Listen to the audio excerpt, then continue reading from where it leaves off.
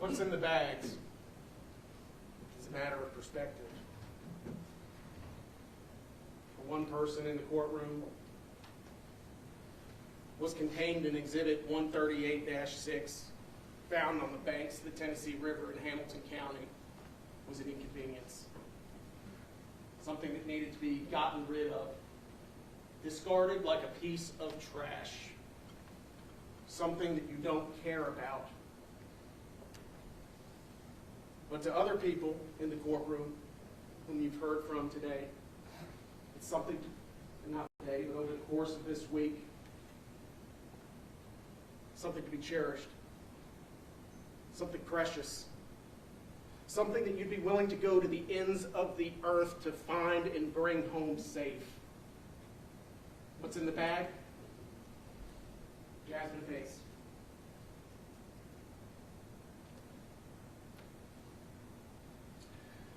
The court has instructed you on the law. And this case really boils down to premeditation. What is premeditation? Well, it's a conscious decision, a choice to engage in murder. The court told you already that it need not exist for any definite period of time. Not an hour, not a day, not a minute, not even a second. And as we talk about premeditation, I'm showing you what's already been admitted into evidence as Exhibit 129. It's a video, you've seen it, and I think it bears seeing again, but not for the reason that you're thinking.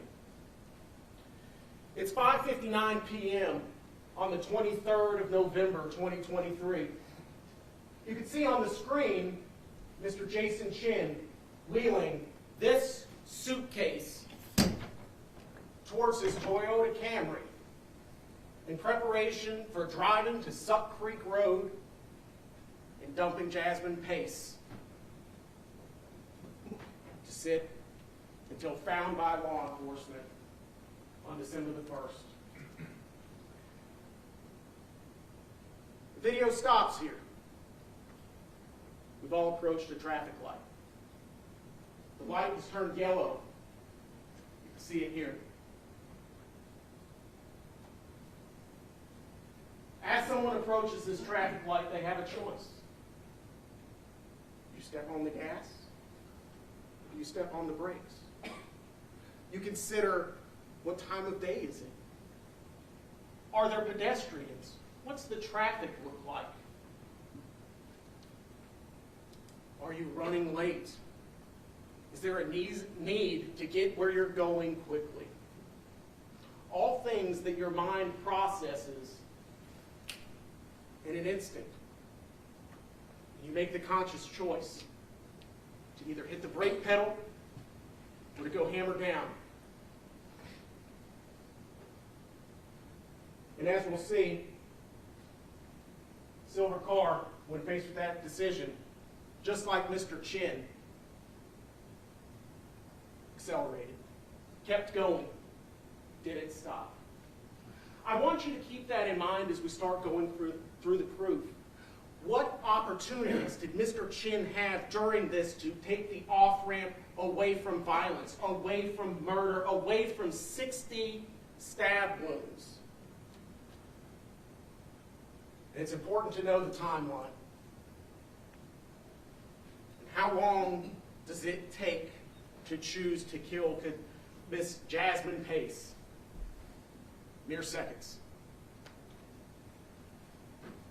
Our story starts at 11:27 p.m. when Miss Jasmine Pace leaves her parents' house. You've seen the pictures of it.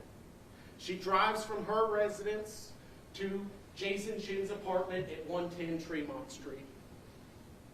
We can see her arriving at 11:42.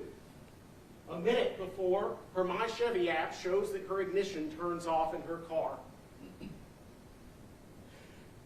And people asked in the case in chief, who is the person walking towards the door of the apartment? The state's position is that that's Miss Jasmine Pace. The last time she'd ever be seen alive.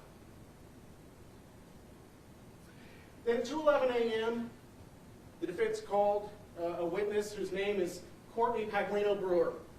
She was awoken by a scream. It lasted several seconds, she described. She heard footsteps chasing away from the bedroom towards the front door.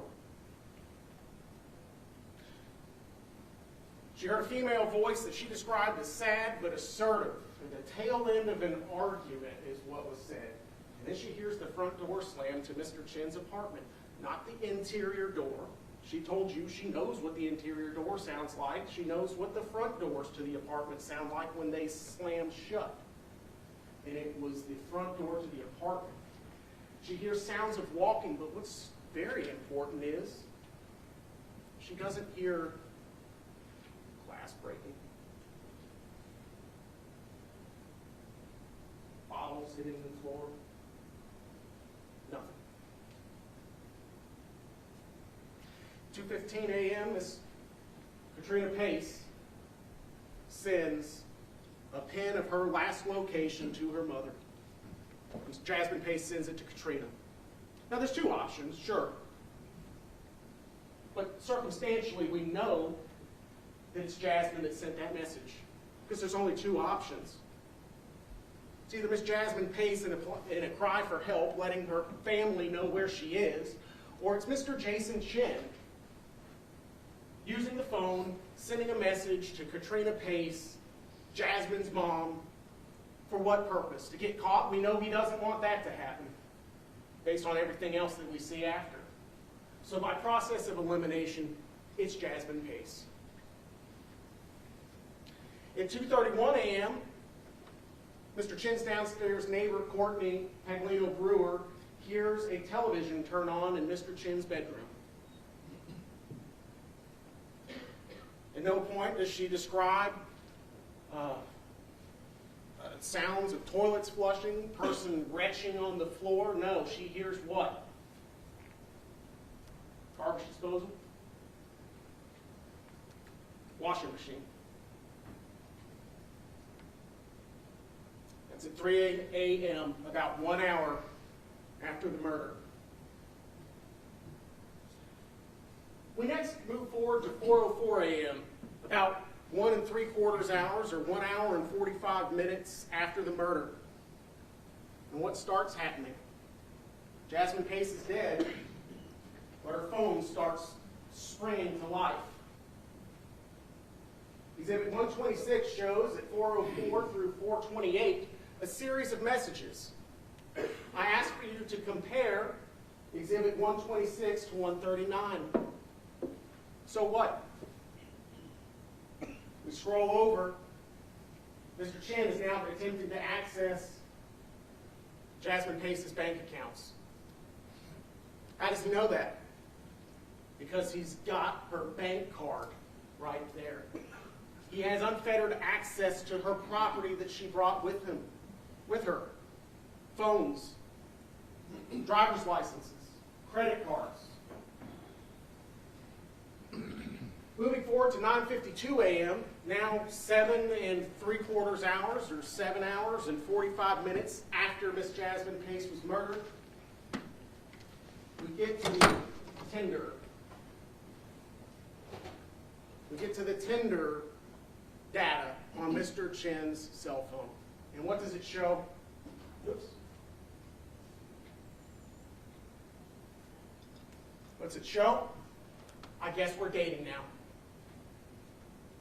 Ask yourselves, is that the mindset of a person who's stricken with grief? Or is it the mindset of somebody who has zero remorse, who does not care, that would take a body, put it in garbage bags, load it into the suitcase, load it into their car, drive it out to the wilderness, and dump it on the side of the road? Which is consistent? Your common sense tells you that it's the latter.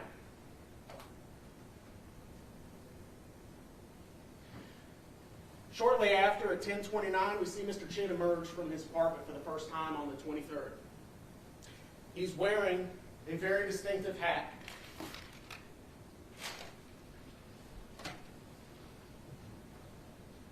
Anything goes. This hat's important. Probably wondering, why would we introduce a hat into evidence? It's because, ladies and gentlemen, this is the one article of clothing that through it all never leaves Mr. Chen's person. We can see here on the Arctic video starting at 10:29, Mr. Chen come out of his apartment wearing all black. When he steps into the sunlight, you see the red and white of the Anything Goes hat. See it right there. He then gets into his car, and he goes where? To the Walmart. Curious thing, though, as Mr. Chen rounds the corner of Tremont Street onto Fraser Avenue in the North Shore of Chattanooga, he's by himself. There's no one in the front seat. So what? We could see the Anything Goes hat. We could see Mr. Chen. We could see his car. The so what is that at 10:42 a.m., both his phone and Jasmine Pace's phone arrive at the Red Bank Walmart just a mere minutes away. What does Mr. Chen do? He goes into the Walmart. We can see him wearing all black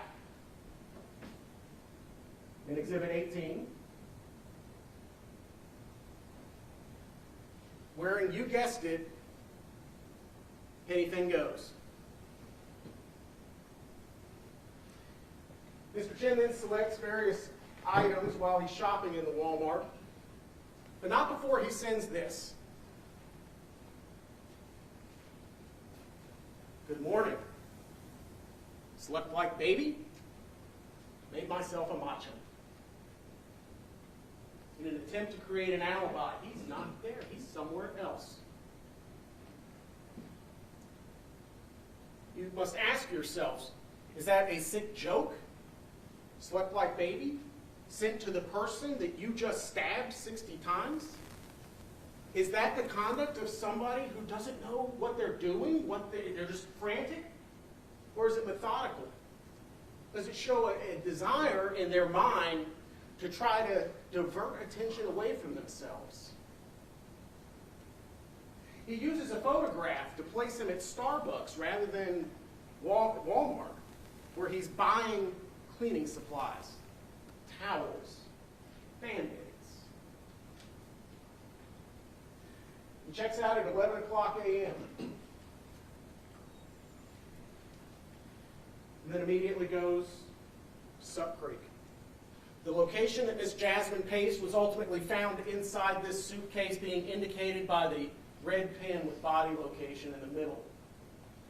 You can see that he's going to the west and to the south of Suck Creek Road, looking for a good spot.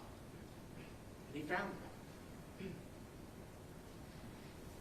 He returns home at 12:38, carrying his Walmart bag, wearing his Anything Goes hat, where he stays for several hours and begins the laborious project that is cleaning up the copious amounts of blood that had been spilled in his apartment.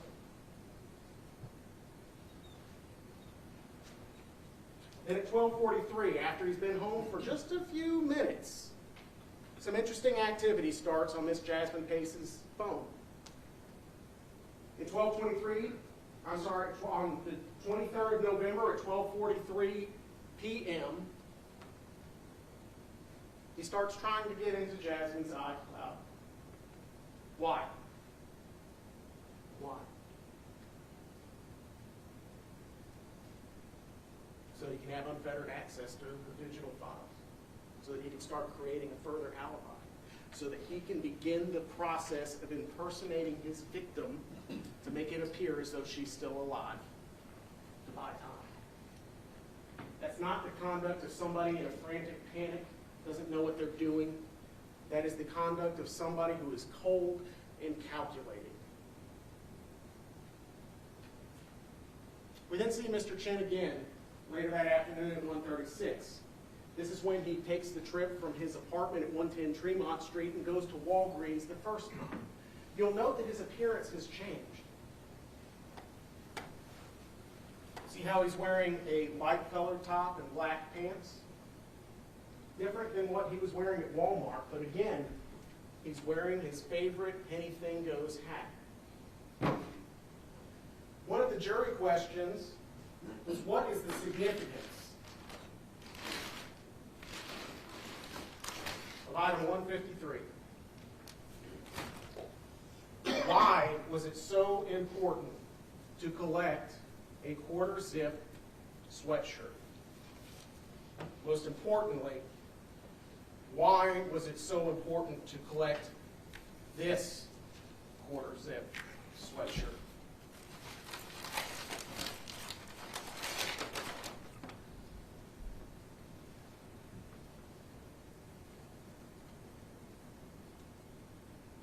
As you'll see here in a little bit, ladies and gentlemen, it's got a very distinct look. Mr. Chen will wear a black shirt under it. You'll see very clear that he continues to wear this, including when he eventually goes to dump the body. That's the reason. I'm going to set this over here next to the anything goes hat.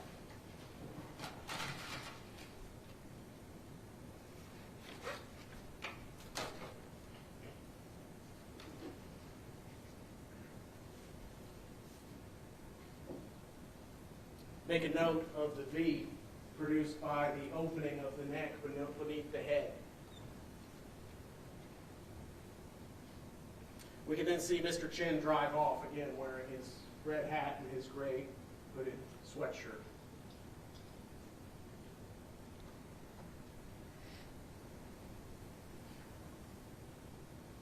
You've seen the videos. Mr. Chen buys what at Walmart, or Walgreens, more cleaning supplies. Isopropyl alcohol.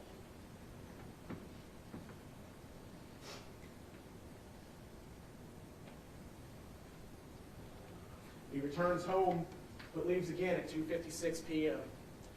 The purpose of this trip is it's an extended one. He's going to scout Suck Creek Road the second time that day.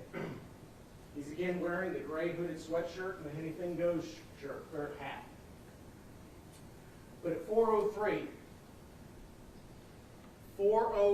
p.m., while he's still out looking for a place to dump Jasmine Pace's body, he sends this message. Hey, are we still good for dinner tonight? A message which shows is read by Jasmine Pace. I remind you where Mr. Chen is at this moment in time.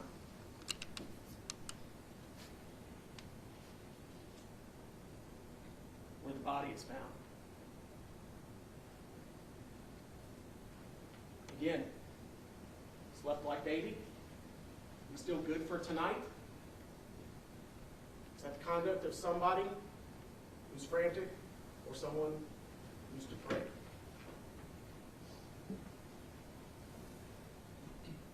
Then we fast forward to 5:59. You've seen it. Mr. Chen emerges from his apartment with a suitcase. Watch as he tips it over. How heavy it is. Almost pulls him to the ground. Watch as he struggles. Here we go. Tipping it over. See it? Watch as he struggles to go around the corner towards the light post. Right there. Because it's not clothes. He's not going on some trip. It's a person. It's Jasmine Pace. 98 pounds, soaking wet. 5'2" tall. In a rolling suitcase. He then drives past. Again, wearing his anything goes hat, his gray shirt.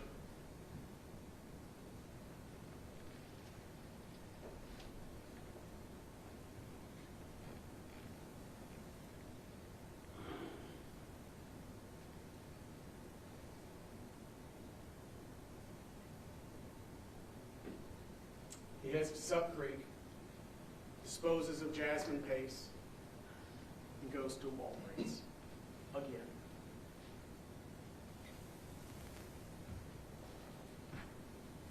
But not before he makes a pit stop He makes a pit stop at Walgreens.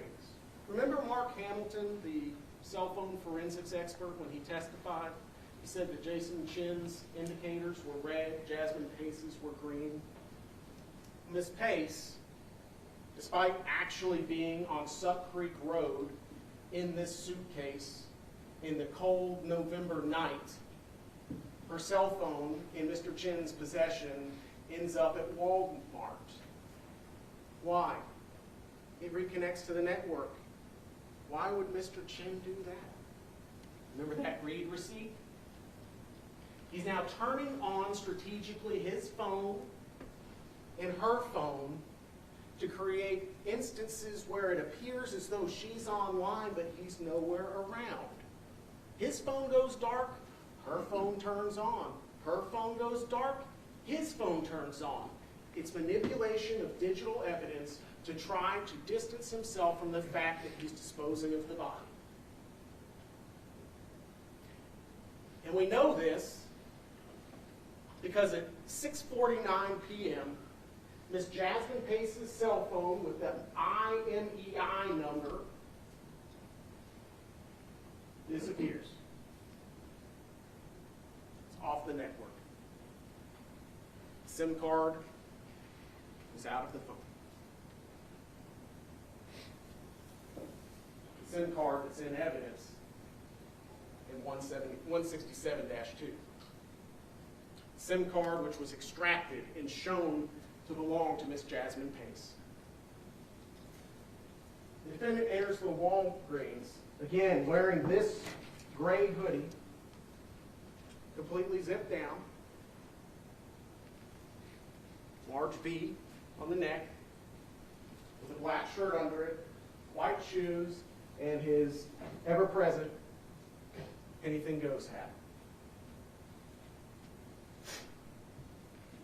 He heads home. But he's got a problem. He got rid of the body, but there's another big piece of evidence sitting in the parking lot of his apartment. Miss Jasmine Pace's car. So, at 8:26 p.m., he dons a disguise. Think about it. You've now seen his goings and comings at Walgreens, Walmart, the Arctic videos. Does he ever wear a face mask? No. He wears the face mask because he knows where Jasmine's car is located. It's right next to this room. But he knows that that room has a ring camera. You've got all the ring videos and evidence, which predate November the 23rd. You see him looking at it. He knows it's there. So he's got to hide his appearance. Again, to try to cover up his misdeeds. Ms. Pace's car then at 8:27, 1 minute after the ring video, car starts up and we have hard acceleration twice during a trip from 110 Tremont Street to 900 Mountain Creek Road. Why? The state would tender that it's because he's not familiar with this vehicle. He doesn't know how it drives. He doesn't know how the accelerator works. And we can see him in his disguise, put up, blue surgical mask, driving Jasmine Pace's car. He does drop it off at 900 Mountain Creek Road. You've seen that happen. You've then also seen the ride share come and pick him up 9 minutes, 8 minutes after 8:41 p.m. And then you've also seen this. Oops.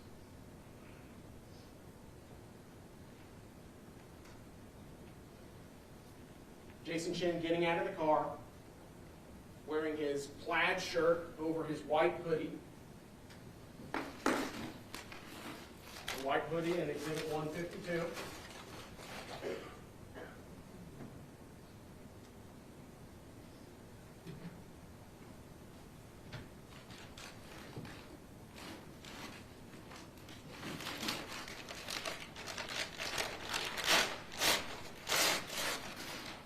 Exhibit 143, this plaid shirt. And he goes into his apartment. Now, how might somebody who's upset about what they have done react? How? I can tell you what Mr. Chen did. Less than one day after stabbing a girl 60 times in his apartment, 6 hours after taking a body and throwing it on the side of the road, Mr. Chen says to his buddies, "I'm getting on in like 5 minutes." The entire conversation is there. They're talking about playing video games. It says COD, Call of Duty. After engaging in actual physical violence, he goes online to get some more.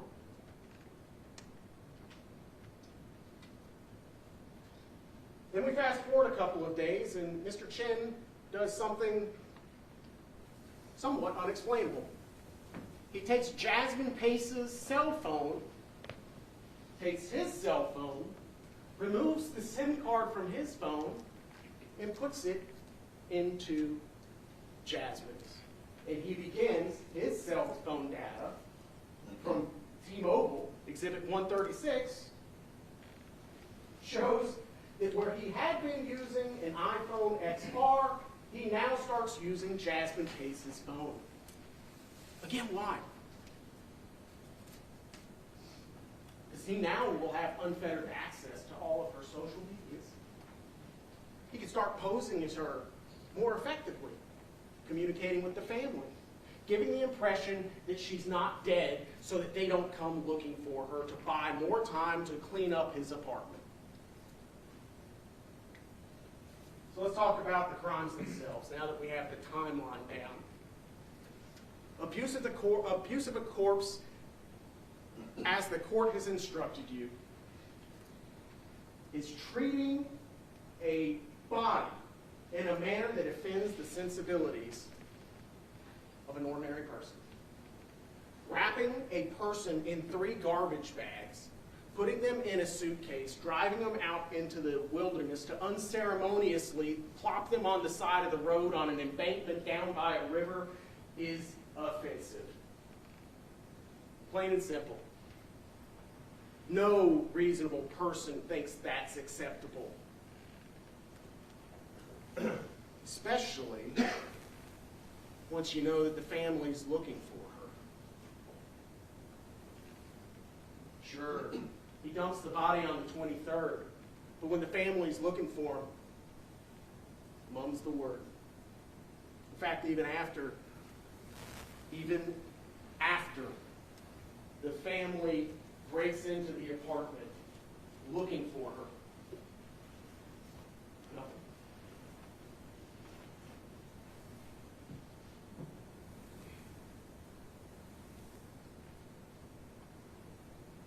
First-degree murder. In order to convict the defendant in this case, you have to find several things. First, the venue that this crime happened in Hamilton County. You heard the testimony of multiple witnesses. Mr. Chen's apartment, 110 Tremont Street, specifically apartment 210, is located on the North Shore community of the city of Chattanooga. Chattanooga is in Hamilton County. We have proven venue. Next, we have to show that Jason Chen is the person who committed the crime of murder. Next, we have 3 elements. That Jason Chen unlawfully killed Jasmine Pace, that he did it intentionally, and he did it with premeditation. Again, going back over venue, you've seen it, you have a map of it. North Chattanooga. We've kind of gone over this a little bit, but I do think it's important to point out because it goes directly to the heart of identity. You can see it in Exhibit 129, 21, 129, and when you watch Exhibit 129, the Arctic video, you'll see it yet again, especially the black, dark V-neck right there. That's Mr. Chen pulling that suitcase. The suitcase that contained Jasmine Pace's body. So we can point out all the similarities. It's like a fingerprint. He's got his anything goes hat, his black shirt under his zip top with his black pants and his white man's shoes. Oh, which are in evidence as well. Exhibit 157.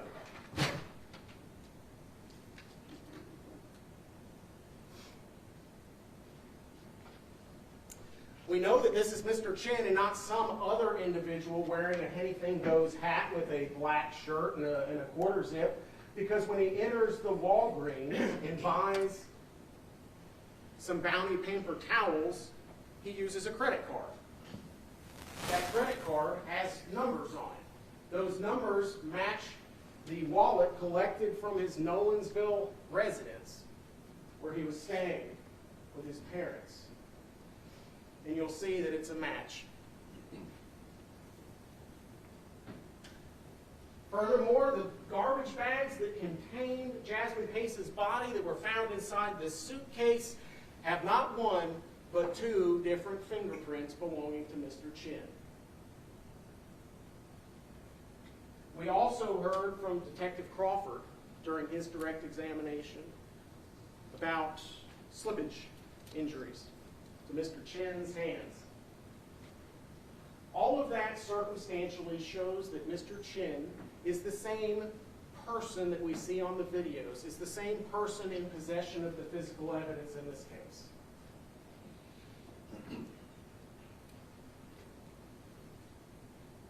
So let's talk about intentional. 60 stab wounds. 60.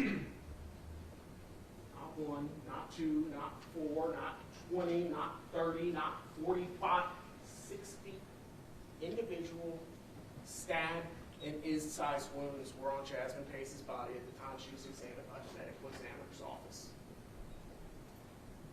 That means stab, action 1. Removing, action 2. Each stab in and of itself consists of two distinct movements. The movement plunging the knife blade in and the movement removing the knife blade out. Back in, out 120 times.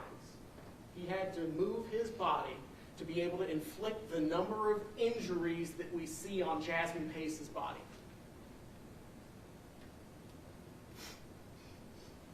Dr. Cogswell, our medical examiner for Hamilton County, opined that the cause of death was multiple stab and incise wounds.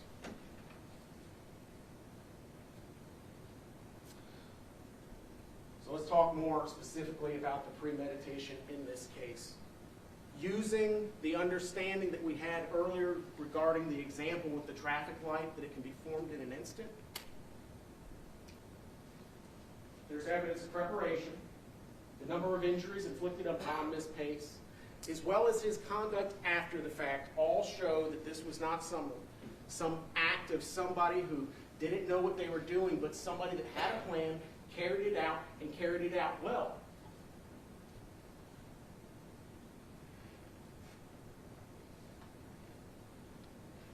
You've got to ask yourself, if Ms. Jasmine Pace is in the fetal position, if she wasn't moving, like the medical examiner told you, if the incise wounds are on her left arm, right shoulder, no significant injuries further down,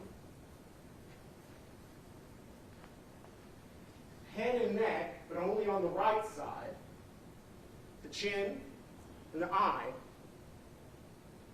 what does that tell us?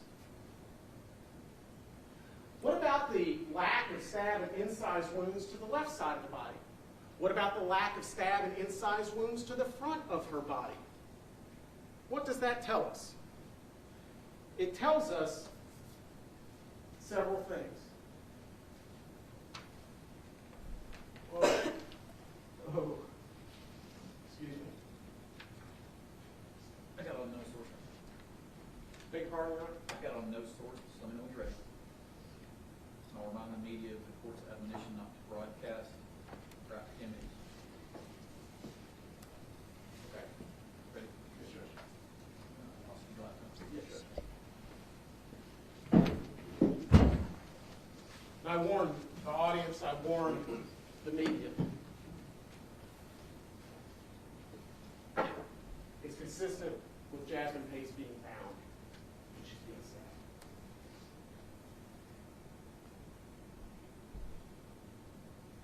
If someone were stabbing a person 60 times, we would expect them to try to get away. But what if they can't? What if they can't because their right hand is chained to their right leg, their left leg is chained to their right elbow? Makes it difficult to run. Makes it difficult to do anything. Dr. Cogswell told you that she was stabbed in the fetal position 60 times. We'd also expect that if she's being attacked on the right side of her body, that she might try to defend herself with both hands. There should be injuries on both hands. Instead, what we have are injuries to the left hand, no significant injuries to the right hand. That's consistent with her being in the fetal position with a hand unable to move on the ground.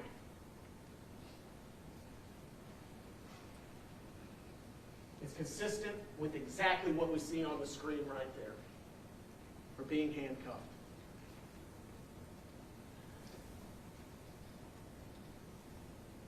We also see additional injuries on Ms. Pace at the time of autopsy. We don't know what caused them. We can't tell you. But what they are consistent with, according to Dr. Cogswell, is the application of pressure of some kind of throat, the application of a large force to the rib cage, and some bruising to the nose right next to the right eye.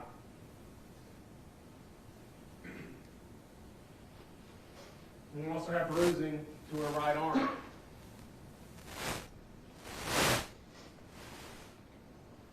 Let's talk about the restraints for a minute. The handcuffs and the shackles. Primary interest are these shackles.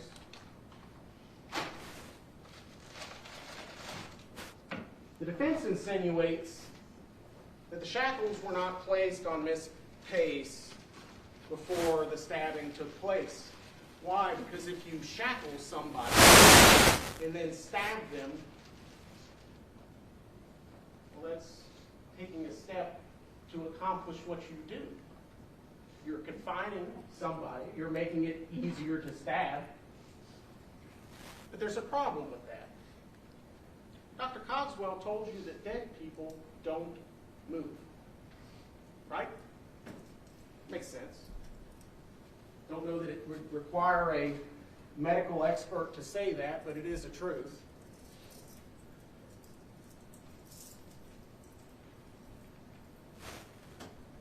These are the shackles. Ankle, arm, connected at the elbow. Why would Jason Chen take the time to apply a set of broken shackles to somebody? He wouldn't. But dead bodies don't move.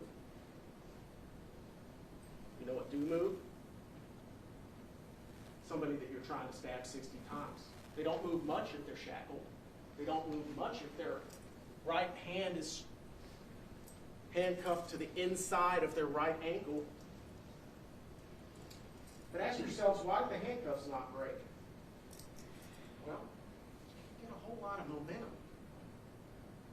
Your leg and your hand are tied together.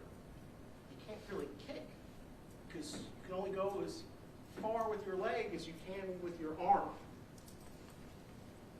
But guess what you can do with these shackles? You've got more length to work with to build up momentum and snap the chain. Not enough for Miss Pace to get away. No. Not enough for her to get away. But she had 2 sets of restraints keeping her right arm down there so she couldn't fight back with her right hand. Only with her left.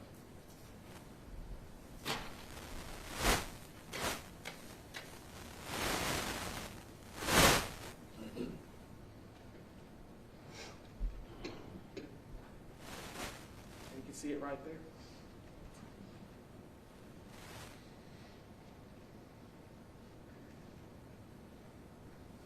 It's broken because Jasmine takes them all back.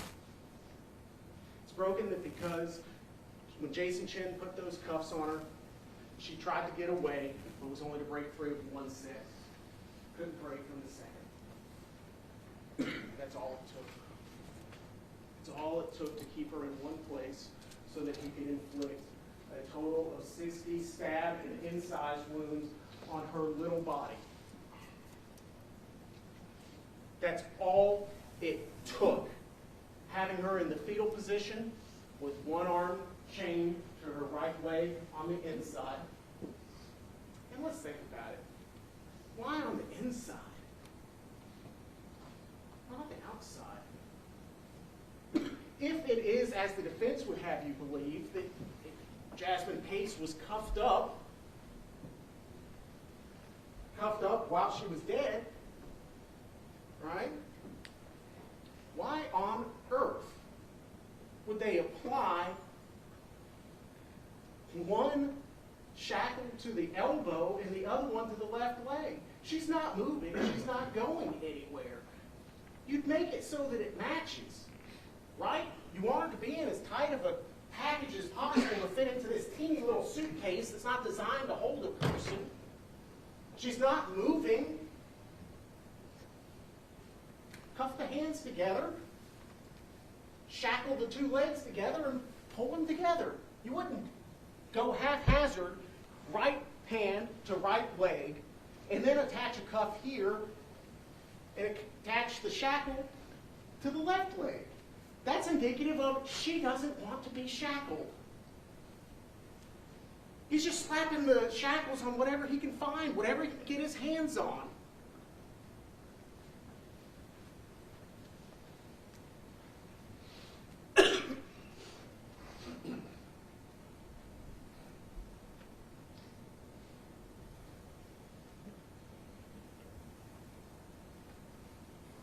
It's been insinuated that this was a crime of passion. Chen blacked out. Didn't know what he was doing. 60 stabs. Wakes up. What have I done? I want you to remember something. Dr. Cogswell told you that the injuries inflicted on Miss Pace, Jasmine, were from 2 categories. Antemortem, paramortem. He emphatically said, I found no evidence of postmortem injuries. Remember that testimony? You mean that a crazed individual who doesn't know what they're doing knows the precise moment to stop stabbing? Or would somebody who's acting under some kind of a passion that just keeps stabbing, they would keep going after they're dead? He used the precise amount of force necessary to accomplish his goal, and then he stopped. That's evidence of premeditation. It shows that he knows what he's doing. It shows that he's in control of his actions. And we can see it there in 204:11. That's a paramortem. I want you to think about it. If you're stabbing somebody and you've slit their throat, severed their jugular, the epiglottis, so that she's now inhaling and choking on her own blood, aspirating it into the lungs, creating that, I think it was leopard print pattern, cheetah print, I forget. But the pattern inside the lungs, that's not a quick death. It's not an instant kill. Remember the questions were asked of Dr. Cogswell? That would immediately incapacitate her, wouldn't it, doctor? Not necessarily. So then you move on to somewhere else, another vital organ. The lung. The head. But you want to know what happened with the lung? The knife blade broke off. It made his job much more difficult. We know that some of the wounds, like the through and through of her hand, the through and through of her neck, and the one that broke off in her back, all had to happen ante-mortem with the knife blade still intact. But what we do know is that not any of them came after she was dead. What are the odds? And during Dr. Cogswell's testimony, there was a question from the jury, and it was a good question, a very good question.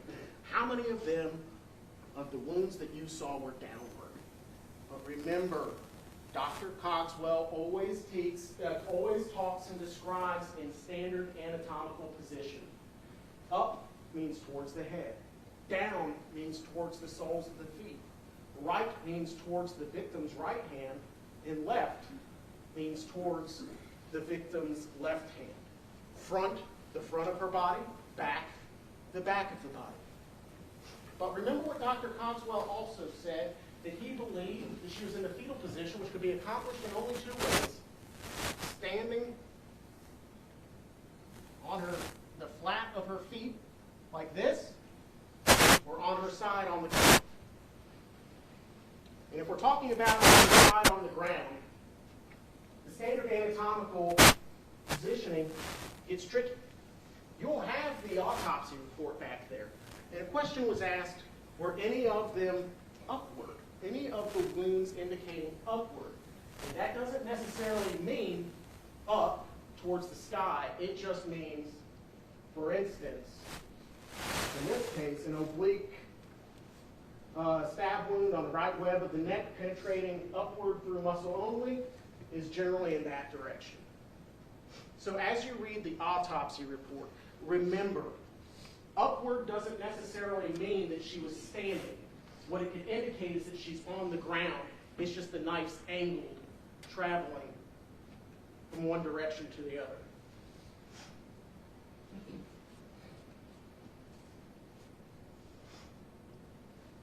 Now, we've already talked about this, but after he stabs Miss Jasmine Pace, after he disposes of her body, he's disguising his appearance. That's a higher level function of Mr. Chen's brain. He is thinking about, I don't want to get caught, so what can I do to avoid detection? He's got to clean his apartment, which he's already started doing, but how can I not be recognized when I'm going out disposing of various pieces of evidence? So he disguises himself.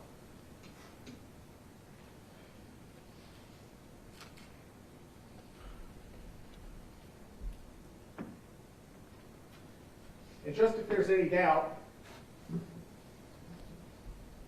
on the bed, this hoodie was collected. You can see it's stark white pull tabs.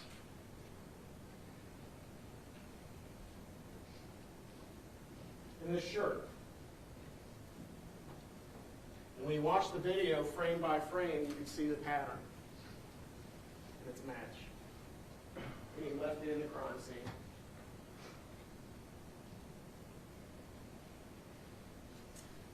Another interesting thing that he does is he starts changing his habits. When you see him check out at Walgreens, when you see him check out at Walmart, when you see him running around, he's using his phone as his wallet. But, inexplicably, when he gets to Nolensville, his phone, which he uses as his wallet, is now inside a red jewelry box in a bedroom. And he's transitioned to an actual physical wallet that heretofore on the videos you've not seen. Why? Because he's concerned he's now being tracked. He can't take his phone with him, or it might give away where he is.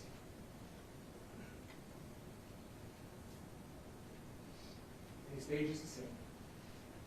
We know he stages the scene based upon the physical evidence. The giant saturation stain on the left side of the bed, on the north wall of the bedroom. The oil stains along the east wall. But when law enforcement arrived, his bed has moved. It's now up against the north wall, covering up the stain.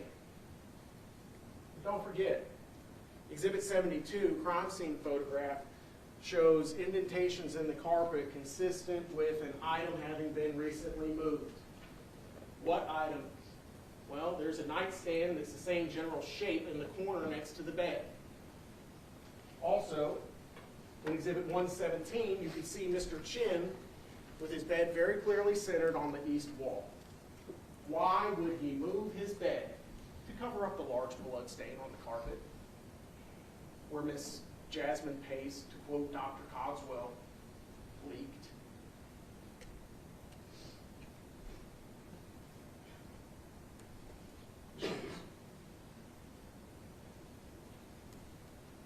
This is circumstantial evidence, personified. Do you see the black stain on the right side of the left shoe? It's right there. Go through the crime scene photos. He likes some Vans. It's a pink pair, got another white pair, in boxes. Where's the rest of the knife? Never been found. We don't know where it is because Mr. Jason Chen, after stabbing Jasmine Pace, disposed of that too. And obviously we've already talked about this, the body. We've also talked about the manipulation of digital evidence.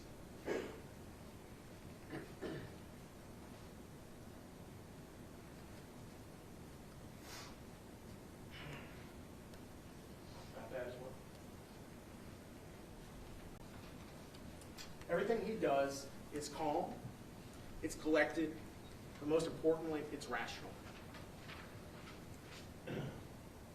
Everything he does is to a point, and that's to escape capture. Everything he does leading up to the attack by shackling and restraining Jasmine Pace is to make it easier to accomplish the act itself. That is premeditation. It doesn't matter that he didn't have it written down on some sheet of paper. Today will be the day that I kill Jasmine Pace. All that matters is he took steps to commit the murder. He committed the murder. And during the commission of the murder, you mean to tell me that during any one of those 60 stabs, he never once thought I should stop? No. Like the car approaching the yellow light, it was hammer down. Keep going. Don't stop. The defense's theory is that this all happened in the bedroom. This was been insinuated. They're expert. Something big happened in the bedroom. The defense postulates that the blood in the bathroom is because Mr. Chen crawled on the floor and took his shirt off. That's how the blood got there. Remember that question being postulated to the defense expert? It's possible. Is it reasonable? No. We'll talk about it. Their own expert described the collection of evidence as he was testifying on direct examination yesterday. CPD, crime scene, did a good job collecting things with the knowledge that they had going on. Their own expert said that. I didn't ask that question. He just offered it to you. That was his opinion, unsolicited.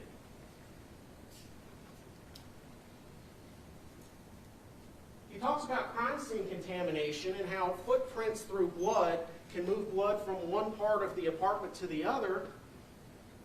But he then, on cross-examination, admits that in order for there to be blood soaked through the grout, it has to be a large volume, sitting there for a while. Right? You mean to tell me that when the Pace family conducted their frantic searches of Mr. Chen's apartment, you mean to tell me that when the Chattanooga Police Patrol officers walked through, they trampled through enough blood to soak through grout and produce that pattern on the underside? That's unbelievable. It's incredible, and it's unreasonable. Now, he did tell you that what we have here in Exhibit 179-6 is an impact mark. Remember his testimony about that you can infer the direction based upon the angle of the tail of the blood drop, that as it impacts the surface, it creates kind of a teardrop shape with a little dot. See the little dot? And then from that, you can infer the direction from which the blood came. And in this case, he agreed, when shown this photograph, 179-1, that where the blood came from that's over 6 feet off the ground was, lo and behold, the red area outlined here in the bathroom, not the bedroom.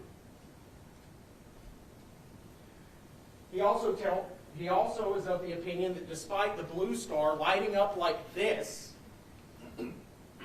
that's just transfer. Even though that's in the same room where we see the impact mark with direction indicated. His opinion is that the attack happened in the bedroom, and that this is the result of massive bleeding. He says that he could see in these photographs that there are scuffs on the wall, and that's indicative of something happening there. Remember that testimony? Scuffs on the wall.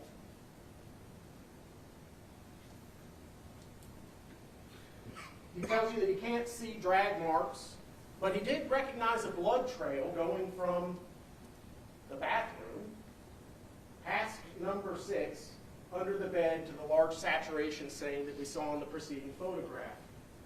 He also tells you that he could see in his photo what he believes to be 3 fingers. I don't know about your fingers, but when we put that picture up on the projector, I ask you to agree fingers aren't in a straight line. How perfectly straight were those lines of the fingers? I ask, isn't it possible that it was the folding of the sheet over on top of each other and a transfer in that manner, not a fingerprint? He couldn't say. In light of all of that, counsel asks, would that blood have been transferred by Jason? I don't see how it would have. Remember, he was asked about the attack and would that have created a large volume of blood, a large amount of blood? And he said yes, it would have gotten everywhere. Jason's arms, his chest, his shirt, even the back of his head. Well, if that's the case, remember what Dr. Cogswell said when he was describing the position of Jasmine Pace's body on the large carpet. He said that her head, when we had it splayed out here on the floor, and remember the 2 straight corners, north wall, east wall, north wall, east wall, okay? Head was here, posterior, buttocks here, legs tucked up. Remember that explanation? If that's the case, well, that's not much room in which to stab someone 60 times, is it? It's also curious.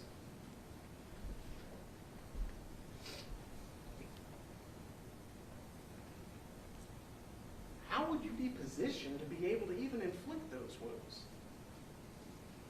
in that little area? It's not reasonable. The explanation makes absolutely no sense. I mean, don't forget, it's an attack that literally broke the knife blade off. A violent attack, creating blood that would have covered both the victim and Jason Chen. But ask yourselves, if that headboard was up against the wall, meaning this is the side of the bed exposed to that violent exchange. Where's all the blood? All we have are these little red spots. A couple small little transfers. Where's the blood on the maroon sheet that was pulled all the way down? It's not there. Ask yourselves, if the attack severed the ulnar artery on the hand that's free, you mean to tell me that Dr. Cogswell, who described arterial bleeds as spurting, that there's not blood everywhere, just in a little puddle? Where's the blood? On the floor, no doubt. We'll agree to that. Where's the impact stains? On the bed, the wall, door frame, the molding. Where's the blood? Dr. Cogswell told you in his testimony, follow the blood. And it just doesn't follow.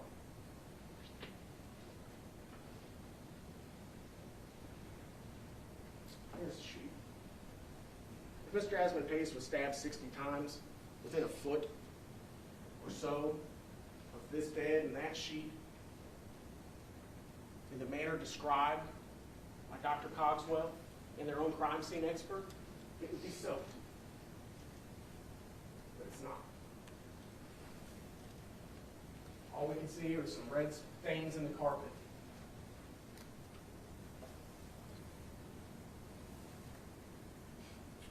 Rather, ladies and gentlemen, the proof in this case, the scientific proof, even the testimony of the defense's own witness, Mr. Lawrence, establishes that the more violent, aggressive, physically impressive acts occurred in this room, the bathroom.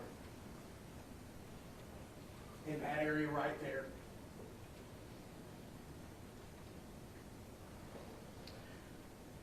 I want you to think about this. In order to soak through the grout that we see in the preceding photographs, that would have required a large puddle for an extended period of time. The blood stain at Exhibit 6 is consistent with blood running off the end of the tile and beginning to soak into the carpet. No doubt the defense expert is correct. Carpet is absorbent. And it started wicking the blood off of the tile floor before Mr. Chen had an opportunity to soak it up. Whose blood? TBI tested it. It's Jasmine Pace's blood. Jasmine Pace's blood found on the threshold in the transition from the bedroom to the bathroom.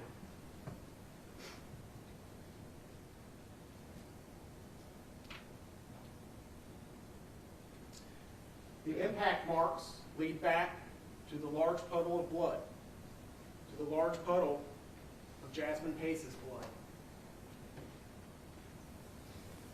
And oh, by the way, 159.12 and 159.13.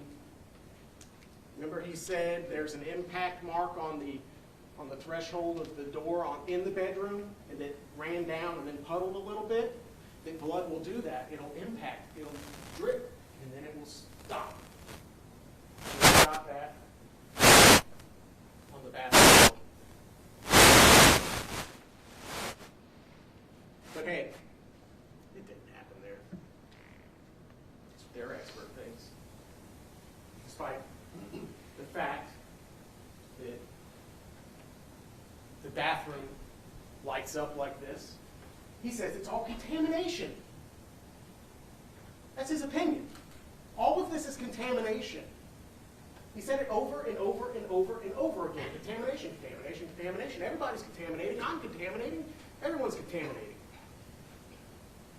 You want to know where the Paces, the police, the crime scene units aren't walking with their feet? How about the doors? It's not contamination.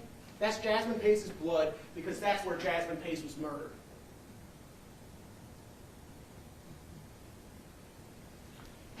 Further proof of a cleanup as if you need it. He's buying paper towels. He's buying cleaning supplies. And yet the only thing that we can find, despite Mr. Lawrence, a nice gentleman, okay, saying that Mr. Chen didn't do a thorough cleanup job, yes, he did. All we have are blood and grout and a discoloration stain from where she was brutally murdered by Mr. Jason Chen. Further proof of it. Further stains in the grout.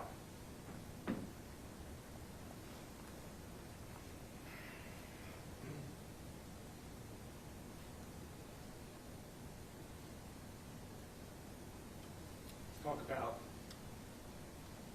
voluntary manslaughter. Defense has said provocation. Provocation, provocation, provocation. Based on what evidence? Courtney Paglino Brewer said she heard an argument. You've seen an awful lot of arguing in this courtroom over the course of this trial.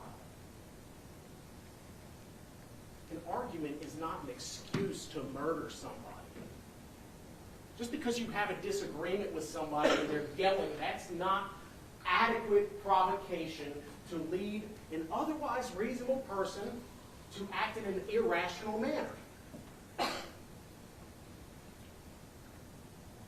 Mr. Chen is always a rational person in everything he does, whether it's posing as the victim online, whether it's sending the family messages, whether it's turning her phone on and off, whether it's using her phone to try to hide his activities. Everything's with a purpose, including chaining her up. There's been absolutely no evidence other than there was a disagreement. She sounded sad. The female voice sounded sad but assertive. And she screamed.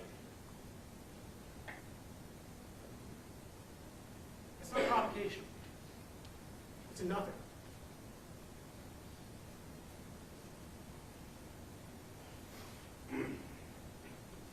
She's not there. What would cause a reasonable person to act unreasonable? It was posited earlier that it was a wine glass.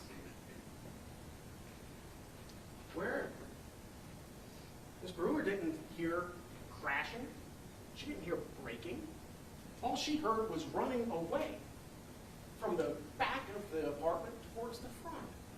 Is that consistent with the story that we were told earlier?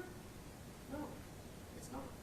It's consistent with Ms. Jasmine Pace trying to get away, being stopped, being restrained, and then being murdered in the room that, guess what, is in between the bedroom and the front door. Mr. Chen was able to stop her before she got out, and that's where he handcuffed her, and that's where he started stabbing her. Did she bleed a lot in the bedroom? Absolutely. Absolutely.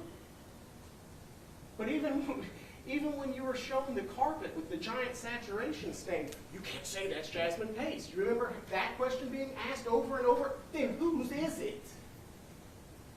Every explanation that has been given for Mr. Chen's conduct up until this point has been disproven.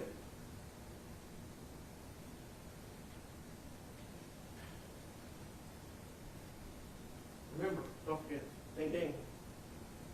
Ding ding. Ding ding. That's what set Jasmine off. But you've seen the Tinder records. And it's not there.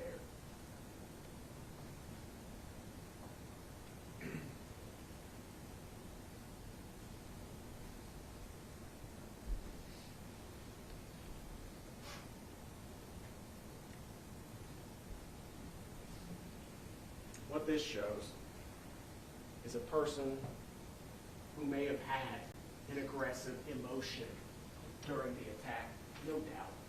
Every murder is aggressive. Every murder is emotional. That doesn't mean that it was provoked.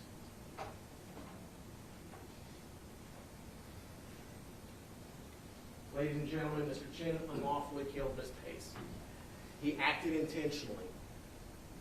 The number of wounds, his restraining the victim before the attack, his conduct after all shows calm reflection on the task at hand. And that's why he's guilty of first-degree murder.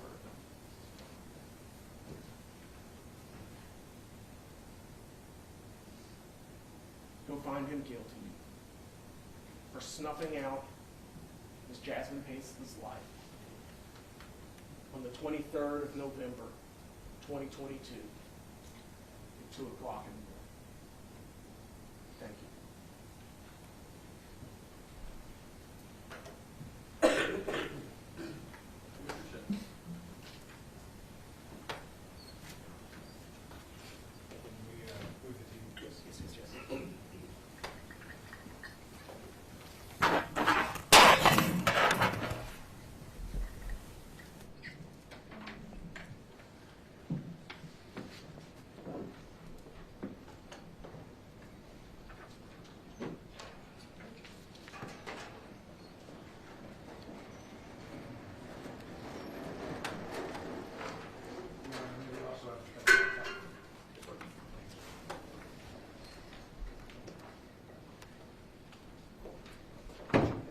Gentlemen of the jury, on behalf of Jason Chen and his defense team, we appreciate your attentiveness during the course of this trial.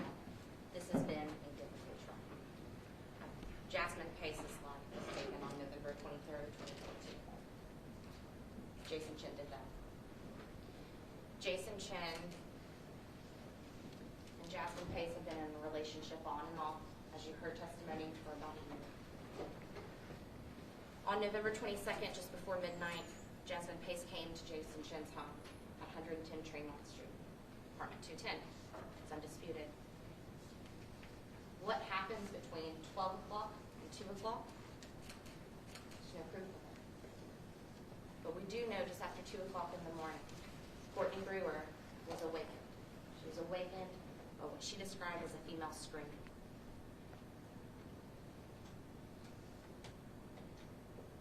What we know is that Courtney couldn't describe what was being said. She couldn't say to you, she couldn't answer any questions about what the argument was over. She described it as something that you couldn't decipher. Emotions are up, pulses are up, everyone's aggravated. Jason Chen's scared. Jasmine's upset. Jason's upset. Jason killed Jasmine. He got a knife, and 60 times, Jasmine was stabbed. That hasn't been disputed by the defense since the first day of this trial. What's been disputed is the state's allegation that this is premeditated. You as a jury have the most important job. You're going to retire to a jury room, and you're going to be looking at all of this evidence. You're going to be looking at all of the testimony, recalling the testimony that you've heard from all of the witnesses. Investigator Crawford, Dr. Cogswell, Courtney Brewer, CSU investigators. You're going to be going through mounds of evidence, days of testimony. And like the general asked you during jury selection, you get to use your common sense. You get to apply what you know to the facts and the evidence that's been given to you. What we know is that from just after 2 o'clock in the morning, everything that Jason did showed that there was no plan. It showed that he wasn't acting rational. Rational people don't shackle individuals and put them in garbage bags. They don't shackle the individual, put them in the garbage bag, and put them in a suitcase. They don't go the next day to Walgreens and Walmart to get cleaning supplies. They call the police. Everything that Jason Chen did was disgusting. It's unacceptable. That's not refuted by the defense. The state would like for you to believe that everything that Jason did from just after 2:18 in the morning until he was in Nolensville was part of a plan. He left breadcrumbs everywhere he went. He got Jasmine's phone. He used her phone. The state has asked you to believe that Jason had full control of her phone from 2 o'clock on, but they don't want you to think for a moment that he yet again made a mistake. Tries to not share a location, stop sharing a location, and drops a pin. They want you to believe that Jasmine was shackled when she was being stabbed. Dr. Cogswell was asked very specific questions, questions that you can remember. You can look back through your notes, you can recall his testimony and discuss this among yourselves. There were no ligature marks on Jasmine's wrist. There were no ligature marks on Jasmine's ankles. There were no cuts. There were no bruising. The state would like for you to believe that's because she couldn't move. She couldn't break the shackles. She couldn't break the handcuffs. The reason they aren't there is because they were not applied so that Jason could stab her. They were applied so that he could fit her into garbage bags before putting her into a suitcase.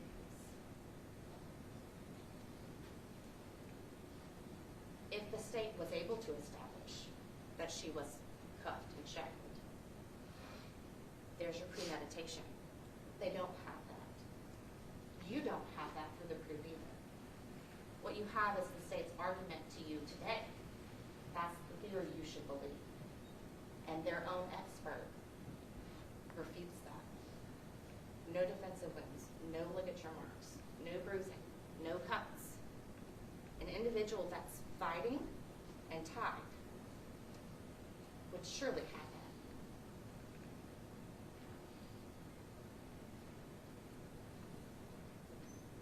Jason is charged with 2 counts.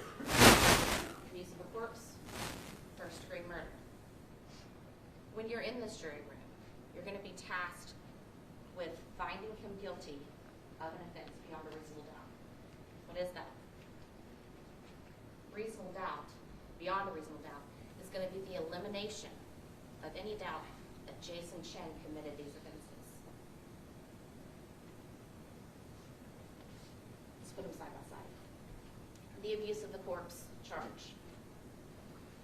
A reasonable person would not believe that it's acceptable for Jason to put Jasmine into trash bags after she's been shackled, put her into the suitcase, drive her to Suck Creek, and discard her. No reasonable doubt would a reasonable person have. That's not acceptable. That's unlawful, and that he's committed that offense. When you're in the jury room, though, do you have that same confidence related to premeditation? Do you have the same conviction that Jason knew what he was doing, that he intended to do this, and that he had the plan to do it? The law is clear. We're not asking you to believe that Jason had hours, days, months that he's planned this out. But you have to know with moral certainty that he had a moment to reflect and that he didn't. It's the state's burden to show you that he had that moment of reflection and that he chose to disregard it and to continue to engage in acts that killed Jasmine Pace. Ladies and gentlemen, that's not here. You've heard from Courtney Brewer about the yelling, something that she can't even describe to you what was being said. Movement throughout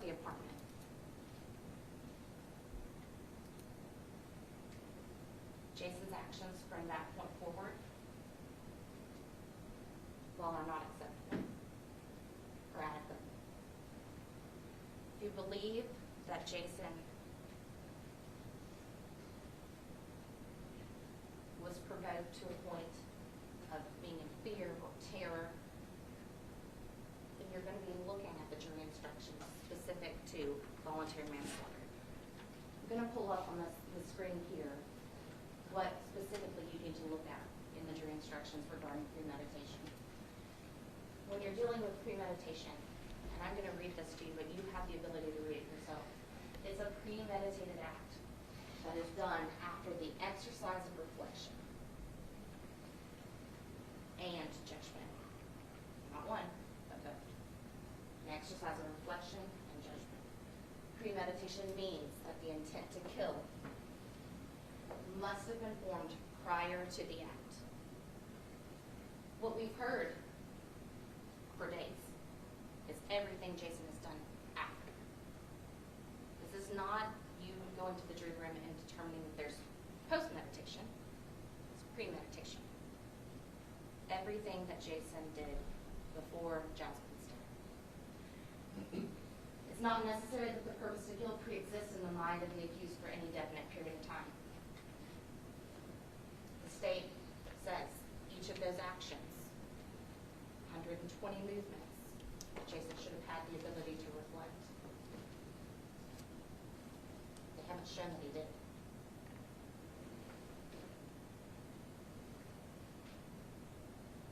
What you need to look at also is in Dr. Cogswell's testimony. He talked about the injuries that Jasmine sustained. He talked about how they were centralized, how there wasn't a pattern, that it seemed erratic. It seemed as if someone was in a state of excitement, a state of passion. When you're looking at the lessons that the judges already instructed you about, when you go into second degree or voluntary manslaughter, when you find that the state has not met their burden to prove premeditation, you're going to be looking specifically at the distinction between what is second degree murder and what is voluntary manslaughter. Specifically, voluntary manslaughter requires that the killing result from a state of passion. The state's witness talked about this. They talked about the individual that inflicted these wounds being in a state of excitement or a state of passion. It's right here in your jury instruction. That is something for you to consider. It does require that there has to be a state of passion that's produced by adequate provocation. You heard yelling from the floor below. That was enough to wake an individual up at 2 o'clock in the morning. So loud that she couldn't even make out what was being said. There's an argument. Provocation. When you're looking at the next step, it would lead a reasonable person to act in an irrational manner. The state would like for you to believe that he was cool, calm, and rational. Irrational people do the things that Mr. Chen did. On the next slide, when you're trying to determine what the state of passion is, passion means human emotions such as anger, rage, resentment, terror, similar emotions which render a mind incapable of cool reflection. If you find that there was provocation, that you believe Ms. Brewer, that she heard a female screaming, so loudly yelling that nothing could be made out of what she's saying. Anger. Jasmine is angry. Jason. We don't hear that Jason's yelling back or that Jason's screaming at her. We hear that a female is yelling. If you find that there was a specific issue of whether or not Jason could have been in a state of passion, you can't form premeditation because he can't reflect. There's no moment that he would have for full reflection. During the course of this trial, there there were a lot of questions that were raised about the investigation of the Chattanooga Police Department, about the collection of evidence, about the time that it took for law enforcement to get involved. This wasn't to distract you or to try to make it look like Jason didn't commit any offense. It was to make you aware that the state's going to ask you to rely on this evidence of this scene.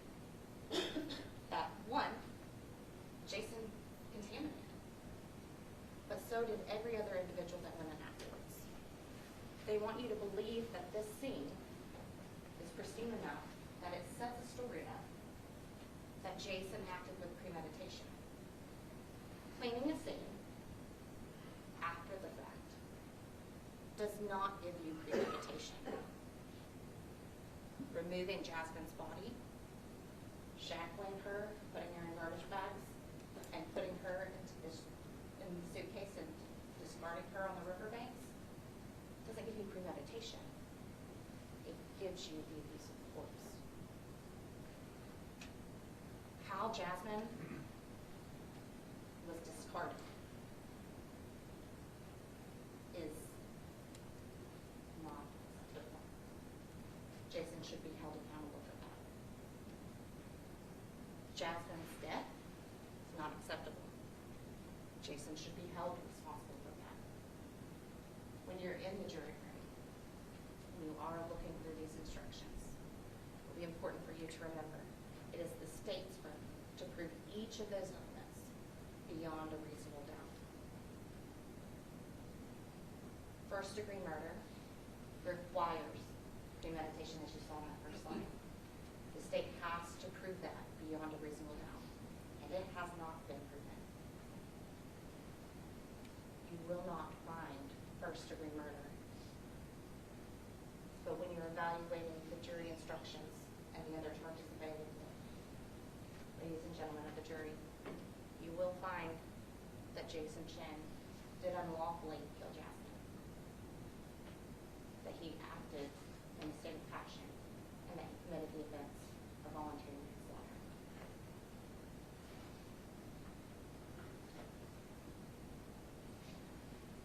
One of the things that the state did talk about, and I'm going to touch briefly on that, is what's been shown as 226. You guys can recall this red sheet. The state would like to talk about traces in the sheet, possibly not being blood. You have the ability to look at this. We don't know what this is. You won't be able to see anything but this picture in the back, because the state doesn't do anything with the sheet other than collect it. It's not tested. It's not brought here for the trial. So you have a picture. Why we don't have it here, I'm not sure. But it does raise questions as to what this could be. Why is it not preserved? Why is it not entered here? Why is it not tested? This is among many things we don't have answers to. The state also mentioned a few months ago antemortem, perimortem, and postmortem. Put a slide up on the screen that showed none detected for postmortem. Dr. Cogswell, in his testimony, said that the time that it takes to inflict those injuries, the 67 wounds to Jasmine, is not the same amount of time it would take for her to die. You can remember that. He said that more than once. The fact that an individual is stabbed 60 times does not mean that she died instantly. You heard about her continuing possibly to bleed out. Jason Chen did not stop stabbing because he thought she was dead and that was good enough. There's no evidence that supports what the state has just said to you. Dr. Cogswell's own testimony refutes what the state just stood here and told you. Dr. Cogswell said that the amount of injuries that were placed on Jasmine, she would have died after the infliction stopped because of the amount of she was doing. I know that I've just said this to you, but I'm going to say it once again. This has been a hard case. Jasmine deserves justice. You have given Mr. Chen the benefit of a fair trial. Your attentiveness has been very clear throughout this, and it's much appreciated. In reviewing this evidence, we ask you to return a verdict of voluntary manslaughter. That's Jason Chen. Thank you.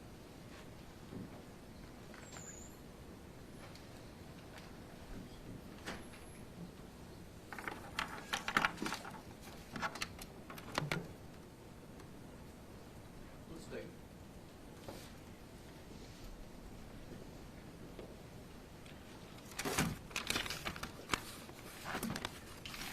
Wow.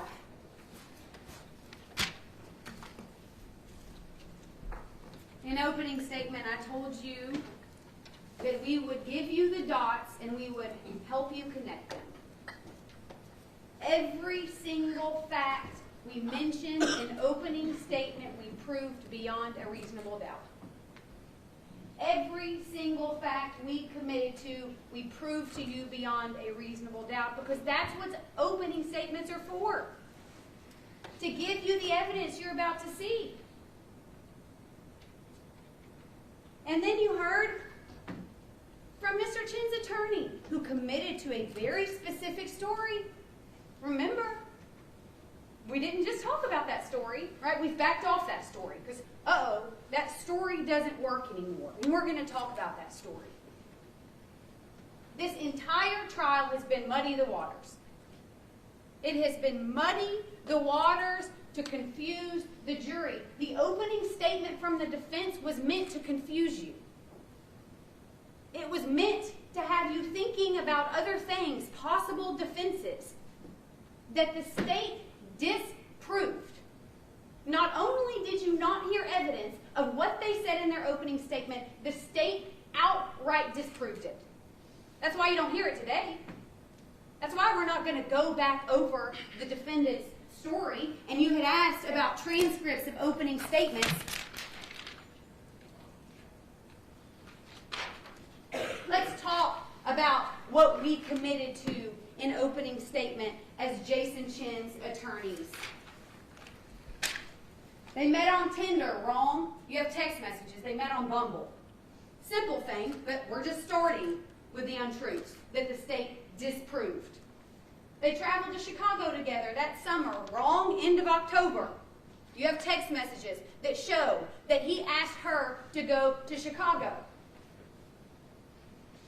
You heard that you will see messages where you will see that one of them likes one of them more than the other. Oh, that Jasmine liked him more than he liked her. Wrong. You never saw proof of it. In fact, you have all the messages that they didn't want to show you.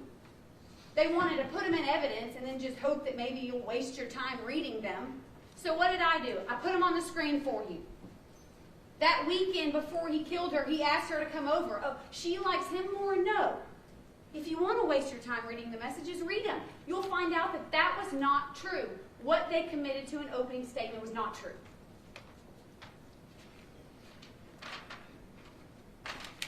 They drank wine, smoked pot, smoked wax. We didn't hear that just now, did we? Why? Because it's not true. They committed to a story to throw mud at the wall, and it was never true. It was meant to confuse you. And then also, how offensive. The victim drank wine, so he murdered her. The defendant was smoking wax. No proof of it. Zero proof of it. Didn't happen. But let's say that it did. The defendant smoked wax, marijuana, so he murdered her. That is no defense. But it's certainly not a defense when you say it and you never prove it. You committed to this in your opening statement. And by the end of trial, when the jury's no longer confused, you don't want to talk about it anymore. In order to open one of the bottles of wine in the bedroom, Jason had to go to the kitchen and get a kitchen knife to take off that plastic wrapper that goes around the top of the wine bottles. We've seen that knife. Well, we've seen part of it. We'll never know where the other part of it is. We've seen part of it, right? So he was able to get it off the top of the wine bottle. They finish off the bottle. She goes into the kitchen to get another one, and she sees those Tinder messages. The Tinder messages are significant, mostly because that was their adequate provocation. The only adequate provocation you ever heard in this trial was an opening statement, which is not evidence.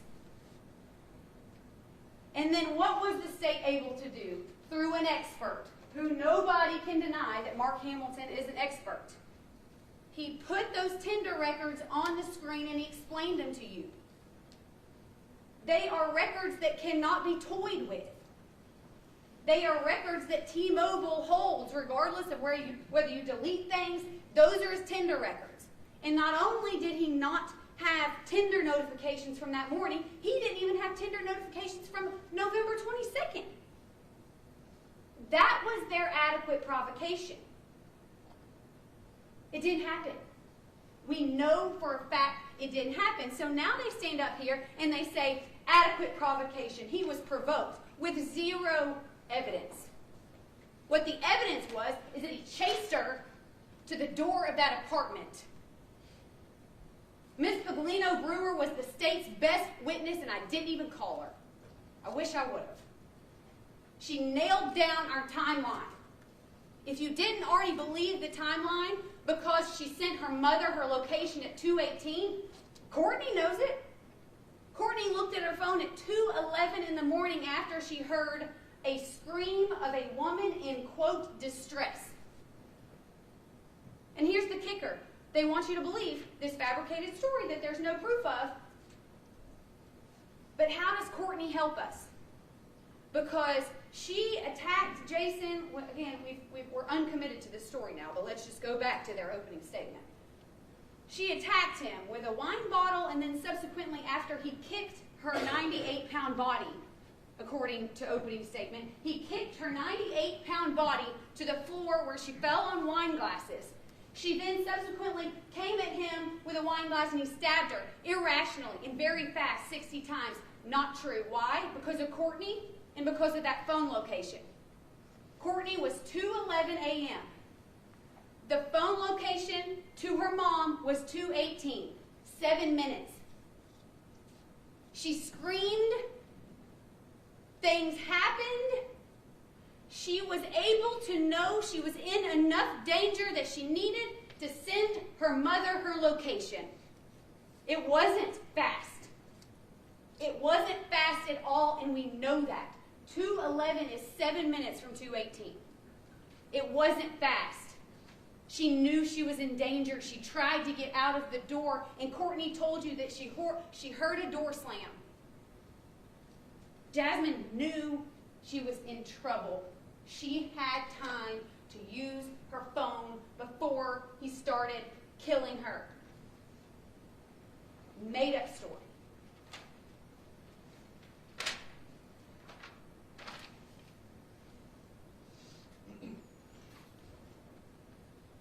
He kicked her. He kicked 98-pound Jasmine Pace, and then he ran away. But he couldn't get the bathroom door closed because of a bath mat. Couldn't close the door on 98-pound Jasmine Pace. So he had to run in his bathroom. He had to run to his bedroom. Jasmine's right there coming at him with this broken glass. In closing, they don't want to talk about the story that they committed to, because the story they committed to was that he killed her in the bedroom. And he gets, quote, and he gets back into his bedroom, and Jasmine's right there, coming at him with this broken glass. Jason sees the knife, and he reacts, and he stabs. Okay, we got two problems there. First of all, his own expert, who I wish I would have called, good expert, says that there's something that happened in the bathroom. There is blood spatter on the wall in the bathroom. Like General Moyle showed you, there is blood in the grout in the bathroom. We know she was moved. Why do we know she was moved? Because Dr. Cogswell testified that on the ground in the bedroom where you see all of the blood, which was almost all of the blood that was in her body, because he was only able to get a small vial of blood because it had all leaked out on the carpet, that for that blood to be on the carpet, she had to be laying on her wound side. That's what he said. Because if she was not on her wound side, the blood would have soaked down to the other side of her body, and the medical examiner would have been able to see that. He said she was wound side down. We know she was moved. We know she was moved, and we know there wasn't enough room right there to just simply flip her over. She was killed. The stabbing began in the bathroom, and then he drug her into the bedroom where he put her on her side with the wound so she could bleed out. We know that. What else is the problem with this? Jason sees the knife and he reacts and he stabs. She's coming after him. He sees the knife and he stabs. The problem is, without question, over and over again, including in writing, our medical examiner says her wounds match her fetal position. It is not true. Trying to confuse you. Trying to throw everything at the wall and hope that it sticks. Really, the worst part of the opening statement is he's scared for what his future entails. But more importantly, the shame that he's going to bring on his family, the shame that comes with everything that he's being accused of today. Manipulative. Selfish. He's scared for what his future entails. He's so scared that he texts on Tinder Victoria at 9:52 with some corny pickup line.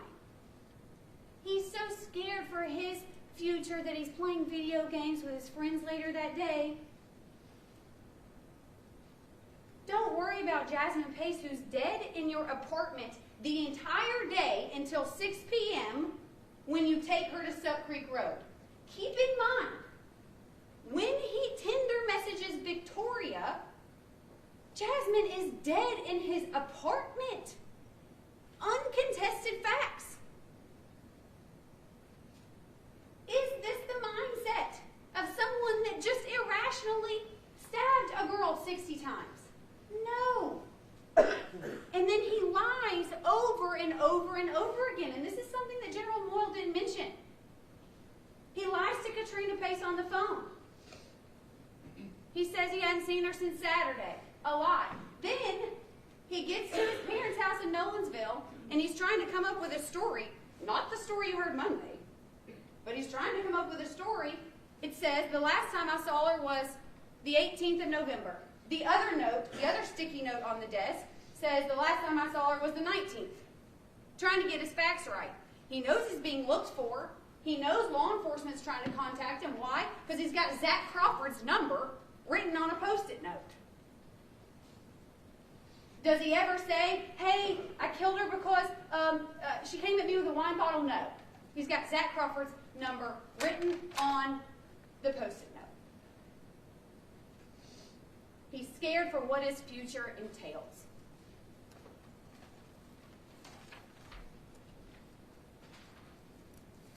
I'm going to ask y'all to do something for me. It's been a long week. I'm only going to have a couple more requests.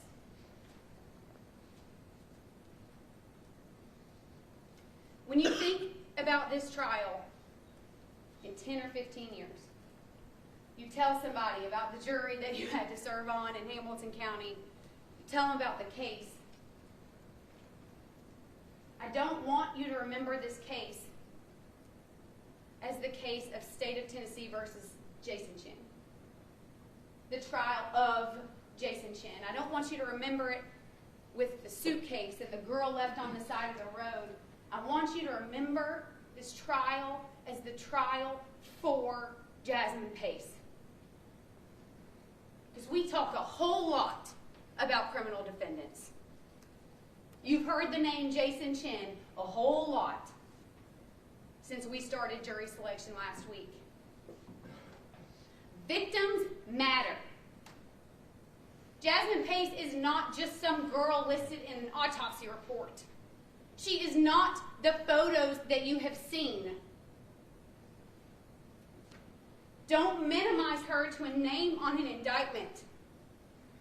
She is a person. She had family that loved her, that you've heard from this week. She was a friend. She was a granddaughter. Please don't minimize this trial to the trial for him. I'm going to ask that you take all this information, all the notes you've made this week, all of the closing argument information. You're instructed to go back there and begin with first-degree premeditated murder. Go back there together and find him